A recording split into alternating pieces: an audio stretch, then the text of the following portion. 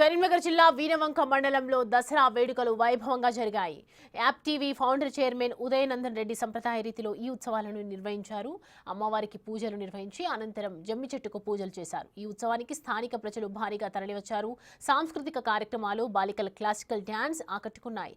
Classical dance లో పాల్గొన్నటువంటి బాలికలకు బహుమతులను అందజేశారు ఉదయనందన్ రెడ్డి.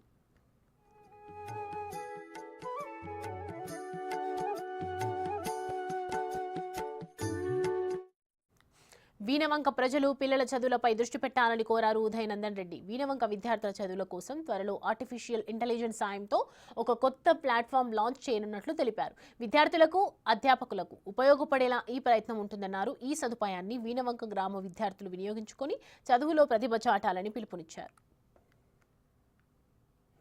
నెక్స్ట్ 5 ఏళ్ల వరకు చాలా చేంజెస్ వచ్చేస్తాయి టెక్నాలజీలో. సో చదువులో మాత్రం ఇప్పుడు నేను ఏం చేస్తున్నా అంటే ఇండియాలో కాదు ప్రపంచంలోనే అనుకుంటా ఫస్ట్ టైం ఒక ప్లాట్ఫామ్ లాంచ్ చేసిపోతున్న నెక్స్ట్ నెల 2 నెలల.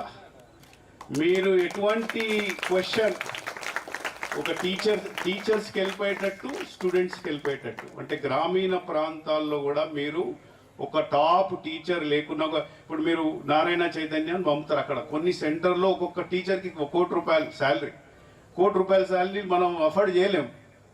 కానీ మనం ఇచ్చే టెక్నాలజీ ద్వారా పిల్లలకు ఎటువంటి క్వశ్చన్ టీచర్స్ కూడా, ఇప్పుడు టీచర్స్ కూడా పోయి పిల్లలకు చెప్పాలంటే ఆ టెక్నాలజీ ఆర్టిఫిషియల్ ఇంటెలిజెన్స్ ద్వారా వాళ్ళకు అందేసేట్టు మేము లాంచ్ చేస్తున్నాం. సో మనం గ్రామీణ ప్రాంతాల్లో ఉండి కూడా మనం అడ్వాన్స్గా ప్రిపేర్ అయ్యేటట్టు ఒక ప్లాట్ఫామ్ లాంచ్ చేస్తున్నాం.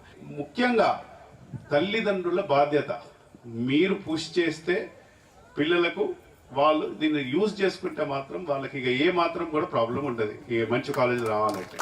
అందుకోసం మీరు బాధ్యతగా ఒట్టిగా స్కాలర్షిప్లు వస్తుంది కదా, ఓకే వచ్చినాయి మాకు అయిపోయింది, అలా కాకుండా రేపు ప్రపంచ పటంపై పల్లె కుసుమం మన ఊరు నుంచి రావాలి ఒక 50 మంది.